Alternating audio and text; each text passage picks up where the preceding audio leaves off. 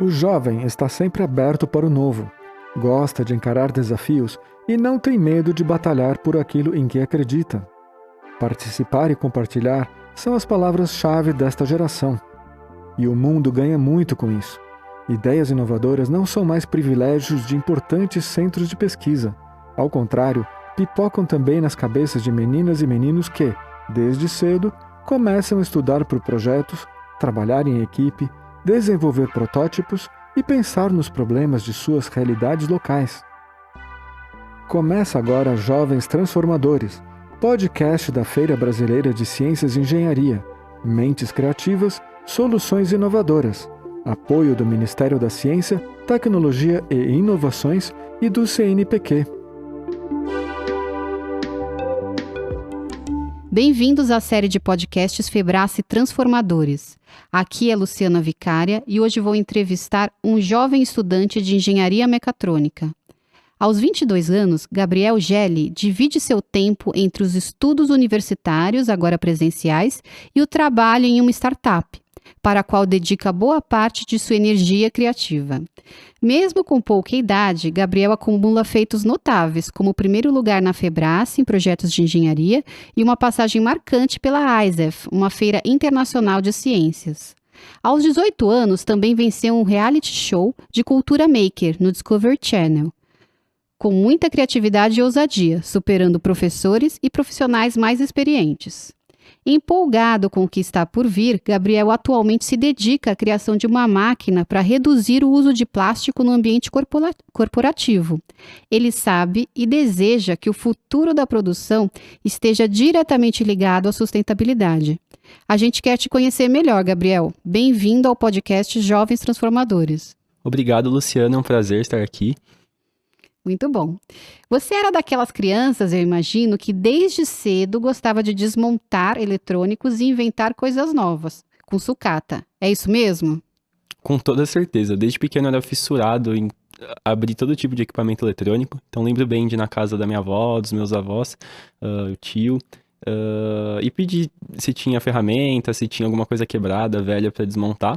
No começo eu não entendia muita coisa, abria, via algumas semelhanças entre uma coisa e outra, mais das partes mecânicas, mas sempre teve um interesse muito grande em entender como as coisas funcionavam, e em mexer com ferramentas.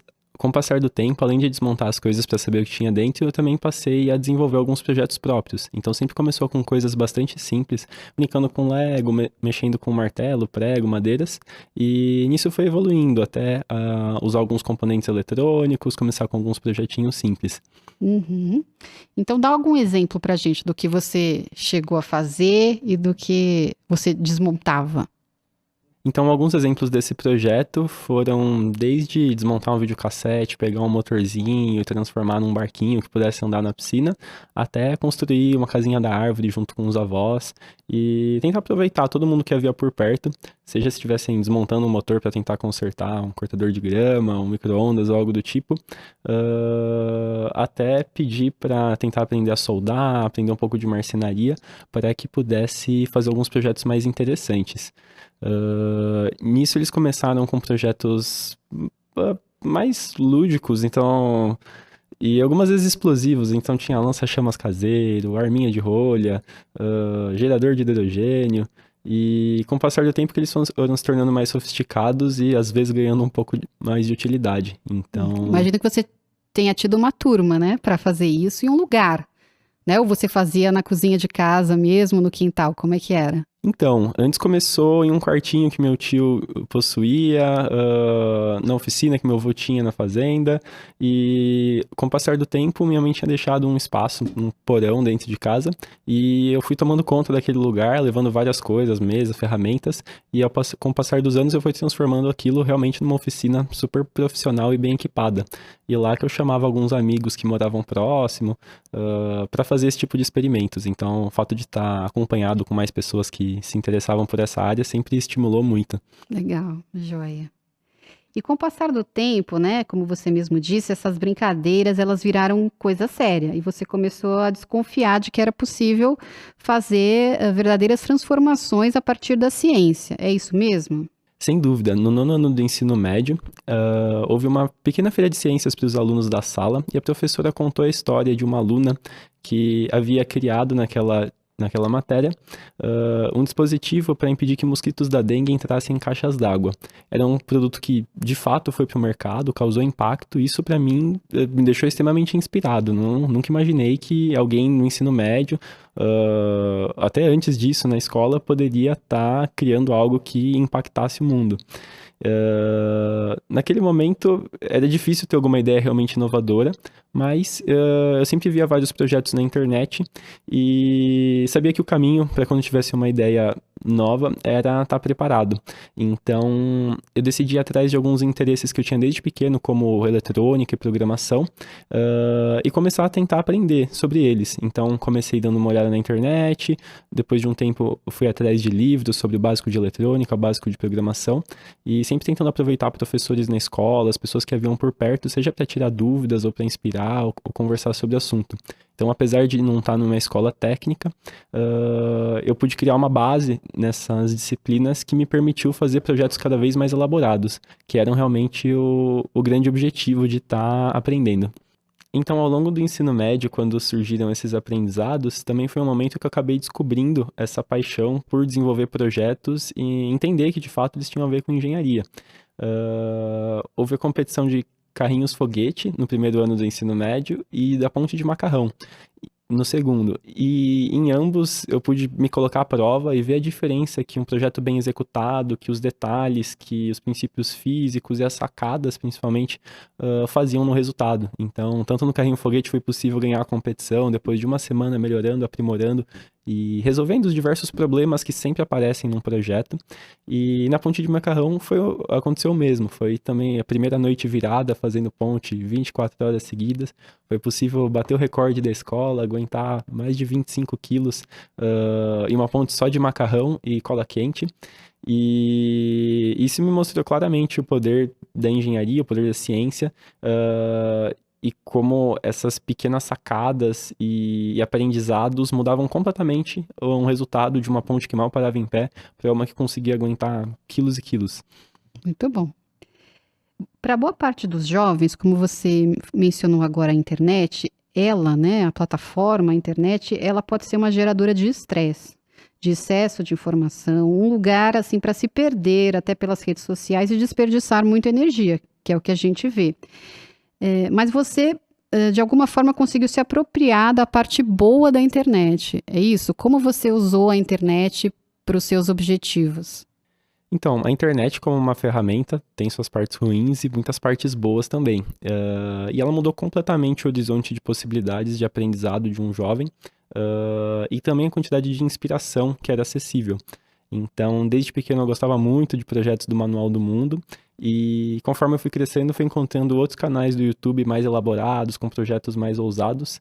Então, com isso, a internet se tornou uma fortíssima aliada, tanto na busca pelo conhecimento, como de inspirações e de projetos e motivação para tentar aprender e se desenvolver dentro dessa área. Me conta um pouquinho que projeto que você levou para a Febrace e para a ISEF e como foram os seus resultados? Então, o projeto se chama Dispenser Autônomo de Líquidos. Ele é basicamente um sistema para ser implementado em aparelhos como purificadores de água, dispensers de geladeira, filtros no geral, em que você pode colocar um recipiente e ele vai ser enchido automaticamente. Então, pode ser tanto uma jarra, uma garrafinha, uma taça, uma Sem caneca. derramar, é isso? Ele vai começar a encher sozinho. e vai parar automaticamente. Então, ele vai detectar a altura desse recipiente e a altura da água conforme ela vai subindo. Nisso, você pode escolher por meio de uma regulagem se você quer que pare quase na borda, em 50% da altura, 70%, quase vazio. Com isso, ele acaba trazendo maior comodidade e praticidade, evitando transbordamentos e auxiliando deficientes visuais no uso desse tipo de produto. Legal. Então você levou ele para a ISEF. Como é que foi? Então, a Intel ISEF foi uma experiência inesquecível, difícil de descrever. Nós fomos lá para a maior feira de ciências do mundo, com 1.800 projetos de mais de 81 países diferentes. E nós vamos representando o Brasil, realmente. A FEBRASE seleciona 9 jovens e a Mostratec outros 9. Então, nós íamos de verde e amarelo, como a delegação brasileira mesmo.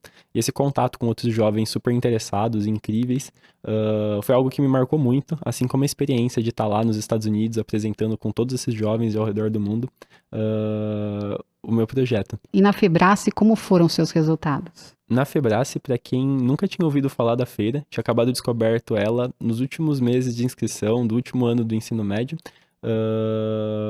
Foi uma surpresa muito grande estar recebendo o primeiro lugar. Então, não tinha sequer conseguido falar com alguém que já tivesse participado dela. Sabia do potencial do projeto, sabia da minha dedicação, que ele estava muito bacana. Mas foi uma surpresa muito grande. E nisso, a ISEF também acabou coroando. Se participar da FEBRASE era o sonho do sonho, participar da ISEF era algo que parecia totalmente impossível, inimaginável, por uma realidade de quem estava na escola, ainda no terceiro ano do ensino médio. E a sua trajetória, então, nessas feiras de ciências, te levou aos 18 anos, né, com a maioridade recém-completa, a participar de um reality show de cultura maker do Discovery Channel, do qual você saiu vencedor. Como foi essa experiência? Poder participar do reality show também foi uma experiência extremamente inesquecível, tanto por poder ver por detrás dos bastidores do que é um programa de TV, como pela proposta principalmente do programa. Então, era um reality sobre cultura maker, nós recebíamos um objetivo, como por exemplo, vocês têm 6 horas para construir uma máquina de pinball, X horas para construir um carrinho de rolemã com furadeira. As provas variavam entre individual e em grupo, eram 10 participantes, 3 jurados e o Marcelo Taz de apresentador.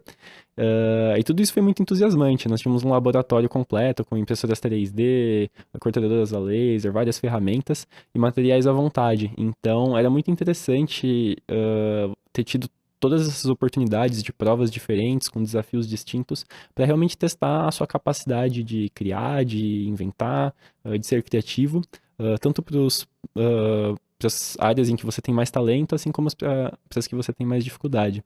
Então, alguns aprendizados realmente foram, acho que principalmente em relação ao tempo, para conseguir executar esses projetos com deadlines bem curtas, mas também houveram aquelas intrigas clássicas de reality show que não foi possível fugir delas. Aprendizado sobre como trabalhar em grupo, mesmo com visões bastante distintas. Bom, dentre várias outras coisas. Foi uma experiência de que eu fico muito feliz de ter tido a oportunidade de participar. E ganhou um prêmio, né? E ganhei um belo de um prêmio. Então foram uns 50 mil reais. O que você fez com ele? Eu acabei doando parte do prêmio para um dos participantes, porque eu tinha acabado de passar dessa fase da FEBRASE, sabia como era importante você ter a oportunidade de desenvolver o próprio projeto, e ele estava numa fase bem parecida, em que ele precisava de capital, de investimento para tirar aquela ideia da cabeça e transformar ela numa realidade. Então, como ele acabou me ajudando bastante na competição também, participou da final junto comigo, eu acabei fazendo isso. E o restante do prêmio eu também acabei investindo no pedido de patente do projeto da FEBRASE.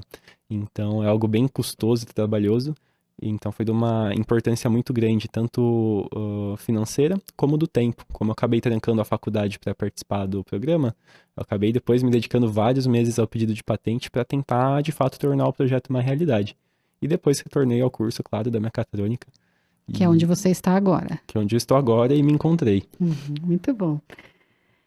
E você, então, está prestes a se formar engenheiro mecatrônico pela Universidade de São Paulo e se dedica a um projeto de startup para criar uma máquina para reduzir o uso de plástico em ambiente corporativo. Conta um pouco para a gente sobre o seu momento atual. Então, é ao mesmo tempo bastante entusiasmante e puxado e corrido para qualquer um que estude engenharia, em específico na Poli, sabe o quão difícil é o curso, os conteúdos, as matérias, mas poucos desses alunos se contêm estar fazendo apenas o curso, então a grande maioria vai atrás de outros projetos, porque é algo muito importante que traz muita satisfação poder estar envolvido com algo real, algo que cria algum impacto. Então, apesar de puxado, essa experiência da startup junto com a faculdade tem sido algo que eu não poderia ter deixado de fazer. E qual é o seu papel na startup? O que você faz? Então, no caso, nós somos 3, 2 ex-alunos, um da mecânica e um da elétrica. E como aluno da mecatrônica, eu acabei pegando o que sobrava. Então, eu fiquei como responsável pelo software. No caso, é uma máquina bastante complexa, né? Com várias peças móveis, sensores, atuadores. E eu fico como responsável por escrever o código. Acho que vários vão conhecer o tal do Arduino, que é uma plaquinha em que você pode programar no computador e descrever exatamente o que a máquina vai realizar, com base naqueles sensores, com base naqueles motores.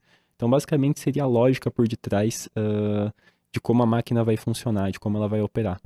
Como a ciência e toda a sua trajetória te ajudou a chegar no ponto em que você está, né? Prestes a deslanchar aí como startup? Então, tanto os conteúdos da faculdade, que eu tive mais recentemente, como base em eletrônica, em programação, acabaram sendo muito úteis para poder desenvolver o projeto de uma forma mais consistente, assim como as experiências que eu tive ao longo dos anos com esses diversos projetos realizados ao longo da infância e do ensino médio. Então, foi uma trajetória bastante interessante em que os projetos foram se tornando cada vez mais elaborados, exigindo cada vez mais conhecimento para conseguir dar o próximo passo adiante. E partindo do dispenser, o projeto que eu estou trabalhando atualmente é praticamente uma máquina muito maior, mais complicada, mais sofisticada, e que dá continuidade a essa trajetória, entrando cada vez mais a fundo no mundo da engenharia. Joia. E para finalizar, Gabriel, como a sustentabilidade hoje está presente na sua vida? Porque ela faz parte desse seu projeto, né? Como você vê a sustentabilidade e o que você imagina para o futuro a partir dela? Eu percebo que nós estamos num momento histórico em que a sustentabilidade vem ganhando cada vez maior pauta e que nós temos a responsabilidade de praticamente reconstruir o mundo pensando em torná-lo sustentável. Nisso, as minhas maiores inspirações, tanto de engenharia como de propósito, no caso, acho que não tem como não citar a empresa Tesla,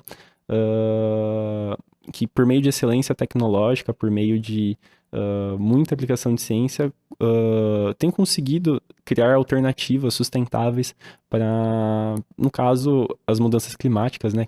A maior catástrofe ambiental que a humanidade já poderia ter passado. Então, pensando em empresas com propósito, nós conseguimos buscar muitos deles na sustentabilidade e geralmente a tecnologia é a forma de viabilizar soluções, porque elas conseguem baratear os custos, elas conseguem, de fato, tornar viáveis resolver esse tipo de problema. Então, também sou inspirado por várias outras empresas, seja a SpaceX ou a The Ocean Cleanup, que é uma que tem como objetivo livrar os oceanos de plásticos. E não consigo ver o meu futuro trabalhando sem estar atrelado a alguma empresa, a algum trabalho que tem algum tipo de propósito. Inclusive, é uma das grandes fontes de interesse pela área das startups, cujo um dos princípios geralmente é que a empresa tenha um propósito e uma base tecnológica muito forte e que principalmente esteja criando algo inovador, algo nunca antes feito. Que geralmente é bastante difícil, mas também garante bastante entusiasmo no meio do caminho. Mas você pensa só no lado empreendedor ou você também se imagina no futuro como trabalhando numa dessas grandes empresas ligadas à sustentabilidade e à tecnologia? Então, no meu momento atual como estudante, faz mais sentido eu entrar nessa área de startups, tentar participar de projetos que realmente eu tenho como estar participando junto com o curso. Depois disso, provavelmente eu gostaria bastante de continuar me inserindo nesse ambiente empreendedor, que cresce cada vez mais no Brasil, de startups, de tecnologia. Mas também gostaria muito de ter algum tipo de experiência numa empresa como a Tesla, como forma de realização de um sonho, basicamente. Mas é difícil de prever, embora essas duas coisas até que estejam bastante conectadas. Gabriel, obrigada pelo seu depoimento e muito sucesso na sua startup. Muito obrigado, Luciana. Foi um prazer muito grande estar aqui nesse podcast junto com você e junto com a Febrace. Este foi mais um episódio dos podcasts Febrace Jovens Transformadores. Mentes criativas, soluções inovadoras. Apoio do Ministério da Ciência, Tecnologia e Inovações e do CNPq. Ouça nas principais plataformas. Até a próxima terça.